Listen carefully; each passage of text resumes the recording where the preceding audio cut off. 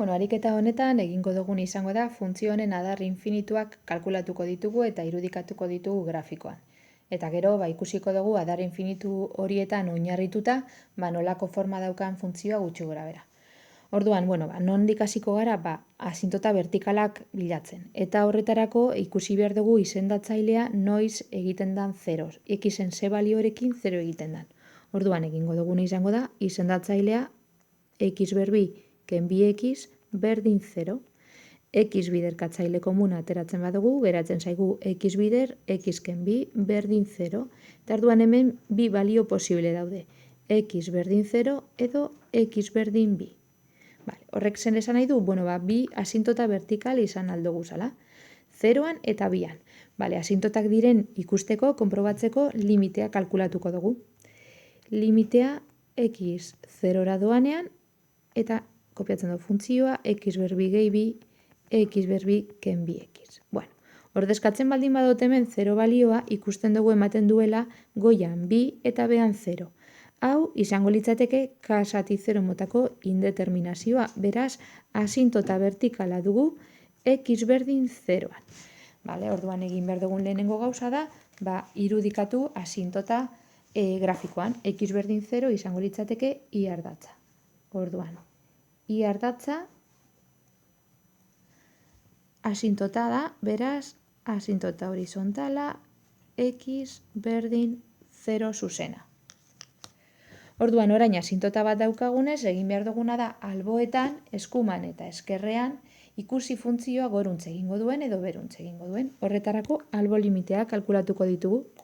Limitea 0ra hurbiltzen hasenean eskerretik eta limitea 0ra hurbiltzen hasenean eskumatik. Kopiatzen dugu funtzioa hemen ere bai.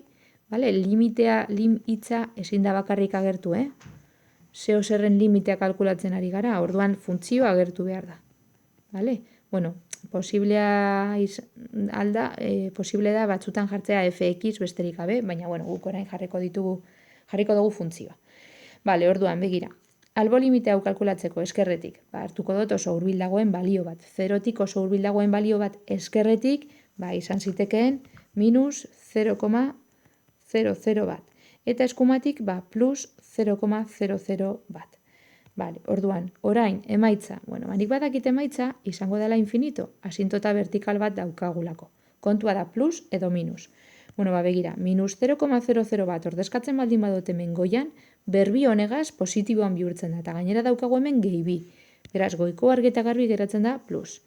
Eta bekoa ere plus geratuko da. Ze, begira, minus bi bider minus 0,00 bat plus bihurtzen da. Orduan hau ere plus geratuko da. Orduan plus ati plus, plus.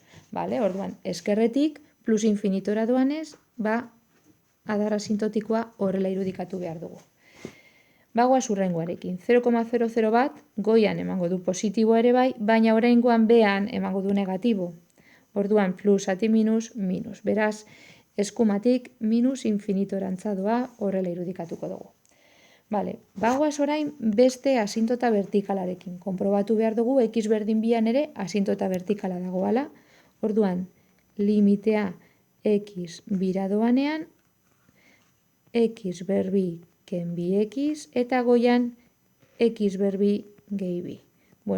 Bi ordezkatzen baldin badugu, behan izendatzailea 0 geratzen zaigu, baina zenbakitzailean geratzen zaigu 6. Hau k zati 0 motako indeterminazioa danez, asintota vertikala dagoela esan behar dugu x berdin bian. Orduan egin behar dudana da, lehenengo eta behin, irudikatu asintota vertikala. Bat, bi, gutxi gora bera. Egingo dut pixka bat urrunago. Momentu bat, Bat, eta bi. Hortze. Orduan, egingo dut asintota vertikala. Hor. Asintota vertikala. X berdin bi.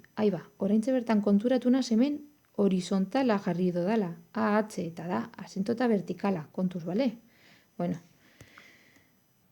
Jarraitzen dugu. Orduan, orain, asintota vertikala daukadan hemen, egin behar dudana da horrekoaren bardina. Aztertu alboetan gora edo bera joango dan funtzioa, bale? Eskumatik eta eskerretik. Orduan, albo limiteak. Venga, orduan, limitea x bira hurbiltzen danean eskerretik eta limitea funtzioa bira hurbiltzen danean eskumatik. Vale, kopiatuko dut funtzioa, momentu bat, x berbi kenbi x, eta goi hemen ere bai, x berbi gehi bi, zati, x berbi kenbi x. Vale, emaitza badakit izango dela infinito. Kontua da plus edo minus. Bueno, ber, lehenengo eta behin. Eskerretik hurbiltzen azenean bira, oso hurbil dagoen balio bat izan zitekeen 1,999. Eta eskumatik hurbiltzen azenean 2,00 bat. Vale, orduan, ordezkatzen baldin baditut balio hauek, zenbakitzailea emango du positibo, baina, eta izendatzailea, kasu honetan, emango du negatibo. Negatibo zergatik, ze kentzailea geratzen zaigu, kenkizuna geratzen zaigu kentzailea baino pizka bat txikiago. Orduan negatibo emango du. Plus ati minus, minus.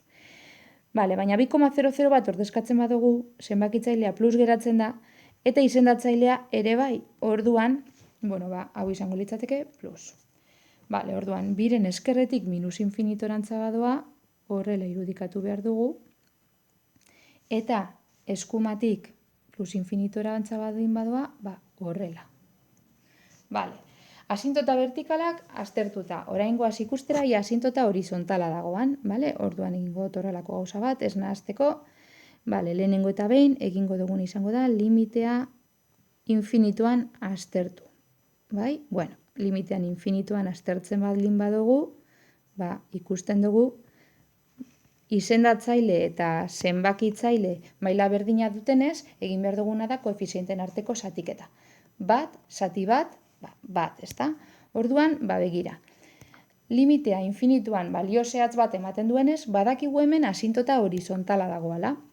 Orduan jarriko dugu, asintota horizontala, i berdin bat zuzena. Orduan, egin behar dugun lehenengo gauza da, asintota horizontal hori irudikatu. I berdin bat, gutxi gora bera, egongo litzateke hemendik. Vale, orduan, eta identifikatzen dut, asintota horizontala, orain bai, atze, i berdin bat. Vale, bueno, orain zer egin behar dugu? Aztertu behar dugu, asintota honen gainetik edo azpitik joango den funtzioa. Zenik badakit infinitorantza doanean eta minus infinitorantza doanean, funtzioa gero eta gehiago hurbilduko dela batera, bai, balio honetara. Baina nondik, gainetik edo azpitik. Eta minus infinituan gauza bera, goitik edo azpitik. Bueno, hori aztertzeko, egingo duguna izango da, infinituan, hartuko dugu, infinituan dagoen balio bat, hau da oso handia dan balio bat, adibidez 1000, eta ordezkatuko dugu funtzioan. Ikusiko dugu horrelako balio handi batekin, funtzioa, baten gainetik edo azpitik doan. Orduan egin behar duguna da, ordezkatu. Hartzen dugu 1000, eta ordezkatzen dugu 1000 berbi gehi bi, zati 1000. Berbi, ken, bider 1000, 2000, bale? Vale, eta hartzen dugu kalkulagailua eta egiten dugu kalkulagailuarekin.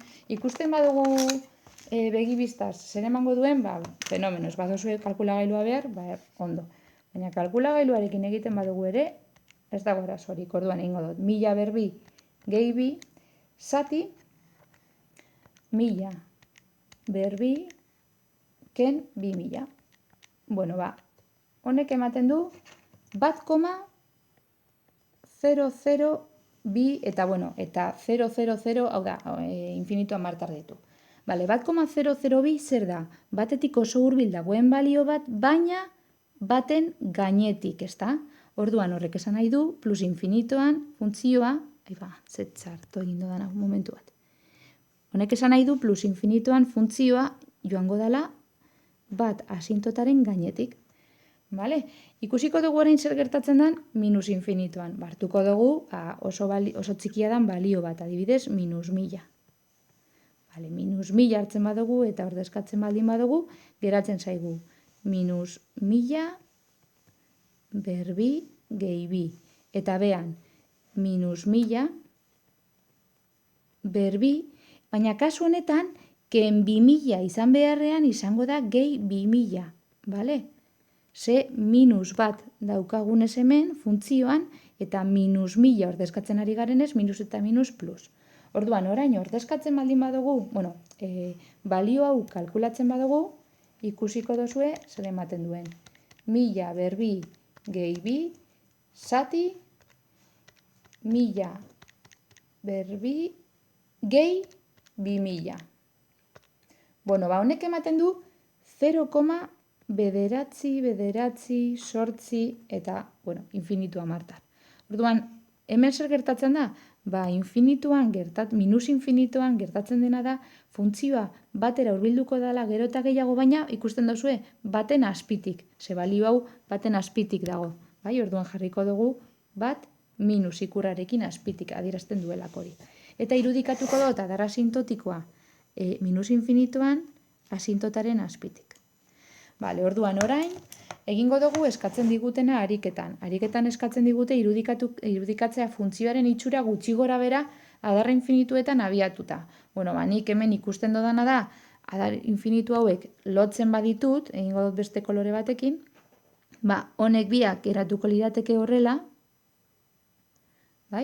gero honek biak lotuta egongo lirateke, ez dakit kurba hau gorago edo berago izango dan, baina gutxi gora bera, eta honek geratuko dira horrela. Eta horrela geratuko litzaiguke.